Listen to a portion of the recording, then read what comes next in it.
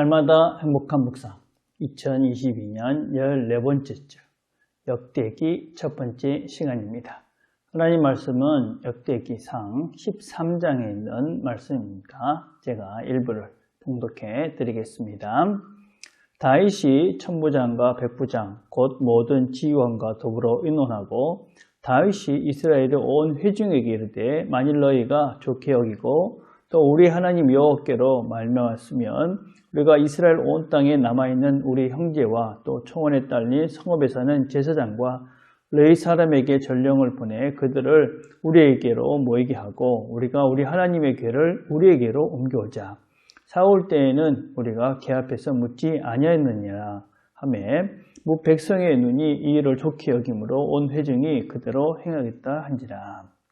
8절입니다. 다윗과 이스라엘의 온 무리는 하나님 앞에서 힘을 다하여 뛰놀며 노래하며 수금과 비파와 소고와 재금과 나팔로 연주하니라. 기돈의 타작마당에 이르러서는 소들이 뛰므로 웃사가 손을 펴서 궤를 붙들었더니 웃사가 손을 펴서 궤를 붙듦으로 말미암아 여호와께서 진노하사 치심에 그가 거기 하나님 앞에서 죽으니라. 여호와께서 웃사의 몸을 찌셨으므로 다윗이 노하여 그것을 베레사 웃사라 부르니 그 이름이 오늘까지 이르니라. 그날에 다윗이 하나님을 두려워하여 이르되 내가 어떻게 하나님의 궤를 내 곳으로 오게 하리야 하고 다윗이 궤를 옮겨 자기가 있는 다윗 성으로 메어 드리지 못하고 그 대신 가드 사람 오벳 에돔의 집으로 메어 가니라. 하나님의 궤가 오벳 에돔의 집에서 그의 가족과 함께 석 달을 있으니라. 여호와께서 오벳 에돔의 집과 그의 모든 소유에 복을 내리셨더라. 아멘. 역대기라는 책은 이스라엘이 포로 이후에 이 유대의 역사를 긍정적으로 이렇게 바라보면서 재조명한 그런 기록이다라고 할 수 있습니다. 이 역대기의 내용은 크게 이 상하의 모든 내용은 크게 세 부분으로 나눌 수 있습니다. 역대기 1장 1절부터 9장까지의 내용은 이런 족보들을 쭉 기록을 하고 있습니다. 시작은 아담부터 시작해서 이제 다윗까지라고 할 수 있죠. 그 다음에 10장부터 역대하 10장까지는 이 다윗, 솔로몬, 이 두 위대한 왕의 이야기가 긍정적인 측면으로 언급되고 있습니다. 그리고 마지막 10장부터 36장까지의 내용은 이 남유다의 왕들의 이야기를 다루고 있는 책이 역대기 상하의 책이다라고 할 수 있습니다. 그래서 이 역대기에 있는 책들의 내용들은 사무엘 하에 있는 내용들과 겹치는 부분들이 많이 있고 특별히 열왕기 상하에서 겹치는 부분들이 많이 있습니다. 그래서 역대기 상하는 특별히 이 유다, 다윗 이 왕조를 중심으로 새롭게 기록한 책이다라고 이해를 하시면 됩니다.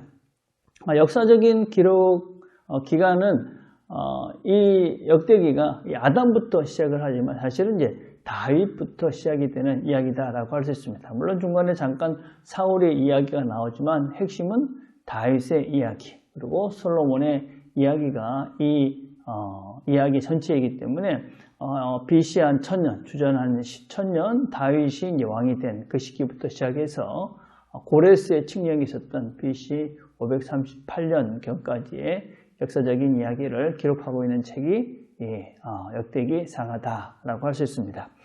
강조점은 이 포로 이전과 이후에 이 모든 이런 역사가 다 하나님께서 이루신 그래서 이런 모든 역사의 그런 연속성에 대한 그런 부분들을 강조하고 있다고 볼 수 있습니다. 특별히 다윗의 이런 언약적인 충성 또 이 성전에서 드리는 그런 예배 또 기쁨 그리고 하나님의 축복 그리고 안식 이런 부분들이 강조되고 있는 것이 역대기 상하의 책이다라고 할 수 있습니다. 자, 묵상 기본 1번입니다. 다윗이 이스라엘 백성들과 함께 모여 의논하고 결정한 것은 무엇입니까? 이 다윗이 이제 어느 정도 전국이 이렇게 안정이 됐습니다. 그러고 난 다음에 이가 결정한 것이 무엇이냐면 모든 레위인들을 이제 모으자. 그래서 이제 어떤 하나님께 예배드리는 것에 이제 올바른 태도를 취해보자 하는 것입니다. 또 그리고 이 언약궤를 예루살렘으로 가져오자 하는 것이었습니다. 이 하나님의 임재의 상징이었던 여호와의 궤는 기럇 여아림이라는 그 산 골짜기에 어쩔 수 없이 한 70년간 그곳에서 머물러 있었습니다. 그래서 사울 때는 이 사울왕 시절에는 이 여호와의 궤를 전혀 이렇게 상관하지 않았던 그런 시대다라고 할 수 있죠. 그래서 다윗이 이제 이 하나님의 궤, 이것을 하나님의 임재의 상징인 여호와의 궤를 다시 예루살렘으로 우리의 어떤 중심으로 모시자 이런 결정을 합니다. 그래서 이 이야기의 동일한 내용이라고 할 수 있는 사무엘 하에서는 이를 다 백성들이 좋게 여기서 약 3만 명이 되는 사람들이 모여서 이 여호와의 궤를 옮기는 일에 동참을 하고 있다. 그렇게 성경은 기록을 하고 있습니다. 좋은 일이고 또 옳은 그런 결정을 하고 참 많은 사람들이 동의했던 그런 좋은 일이었습니다. 그럼에도 불구하고 이 일은 지금은 실패로 끝납니다. 왜 그렇게 되는가? 자, 2번입니다. 우사가 죽임을 당한 이유는 무엇입니까? 왜 그럴까요? 온 이스라엘이 모여서 이 여호와의 궤를 모셔옵니다. 그런데 이 여호와의 궤를 새 수레에다가 싣고 이 여호와의 궤를 옮기게 되어집니다. 그런데 이제 많은 사람들이 춤을 추면서 또 이 여호와의 궤와 함께 축제의 시간을 보내는데 갑자기 이가 소들이 날뛰므로 여호와의 궤가 이렇게 움직이려 하니까 떨어지려 하니까 옆에서 그 책임을 지던 우사가 여호와의 궤를 이렇게 붙잡게 되어집니다. 그리고 이 여호와의 궤를 붙잡은 우사는 하나님의 진노를 받아 거기서 죽임을 당합니다. 여호와의 궤는 하나님의 임재의 상징입니다. 하나님을 이렇게 만질 수 없다. 그런 개념을 담고 있는 것이죠. 그래서 여호와의 궤를 사람이 손으로 만질 수 없게 율법에 정해져 있습니다. 그런데 그 여호와의 궤를 이렇게 만짐으로 죽임을 당하게 되어집니다. 근데 이 말씀은 단지 우사에 대한 경고가 아닙니다. 이 말씀은 다윗에 대한 경고입니다. 다윗이 이 여호와의 궤를 예루살렘으로 옮기려 한 것은 또 많은 백성들이 그것을 기뻐한 것은 잘한 것입니다.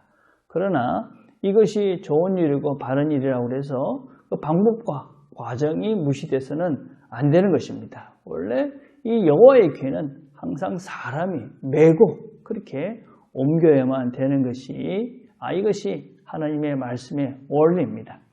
그 당시에 이방신들은 이 새 수레에다가 이 우상을 실어서 그렇게 옮겼습니다. 아마 다윗도 그 당시에 사람들이 그리 하니까 아마 그 방법을 택했던 것 같습니다.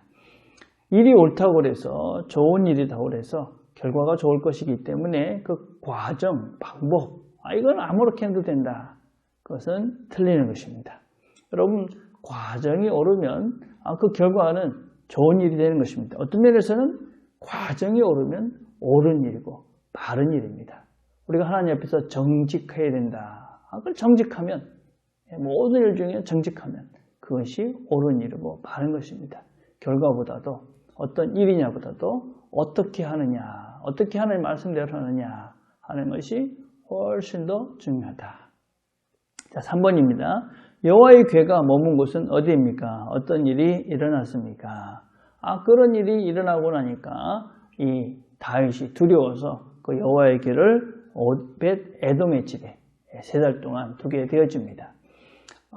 여러분 한번 이 오벳 에돔의 집의 입장을 한번 생각을 해봅시다. 그걸 만져가지고 사람이 죽임을 당한 것입니다. 얼마나 두렵고 무섭겠다고 생각을 했겠습니까? 그런데 어떻게 되어집니까? 그 오벳 에돔의 집과 그의 모든 소유에 복을 내리셨다. 그 여호와의 궤가 그 집에 있음으로 해서 복이 됐다. 어떤 사람은 그걸 만져가지고 죽임을 당했는데 그 여호와의 궤가 오벳 에돔의 집에 있음으로 그 집에는 복이 되어진 것입니다. 그럼 우리가 우리 삶 속에서 어떤 예상치 못한 일이 일어났다. 너무 두려워할 필요가 없습니다. 어떤 때는 그것이 우리에게 복이 될 수도 있다. 특별히 우리가 꼭 기억할 것은 하나님이 함께 하시는 또 우리가 하나님의 뜻대로 어떤 일을 실행하고 실천해 갈 때 일어나는 어떤 일들 그것은 하나님이 우리를 복을 주시기 위한 하나님의 통로가 될 수 있다. 하나님이 함께 하시는 그런 일 가운데는 항상 하나님의 복이 임한다. 당장 눈에는 그것이 걱정스럽고 또 어떤 면에서는 두려운 일이 될지 모르지만 결국 하나님의 뜻대로 우리가 하나님의 뜻을 이루기 위한 우리의 삶의 어떤 실제는 항상 보게 된다. 오늘도 우리가 우리의 삶의 순간순간마다 하나님의 방법, 하나님의 말씀의 원리 그것을 따라 살고 그래서 하나님이 우리 삶 가운데 함께 하시는 그런 은혜를 누리는 저와 여러분이 되기를 간절히 바라겠습니다. 오늘 우리가 함께 기도할 것은 과정을 중요시하는 그런 지혜를 달라고 기도를 합시다. 또 하나님과 늘 함께하는 복을 누리는 오늘이 될 수 있도록 기도했으면 좋겠습니다. 기도하겠습니다. 하나님 아버지 감사합니다. 오늘도 함께 말씀을 들었습니다. 하나님께서 우리에게 원하시는 삶의 모습들이 있습니다. 모든 순간순간마다 과정마다 하나님의 뜻대로 말씀의 원리를 따라 살아가라고 말씀하십니다. 그 말씀을 꼭 기억하고 결과보다 과정을 중히 여기며 그 순간마다 하나님의 말씀의 뜻대로 살아내는 이 하루가 되도록 은혜를 베풀어 주옵소서. 예수님의 이름으로 기도드립니다. 아멘.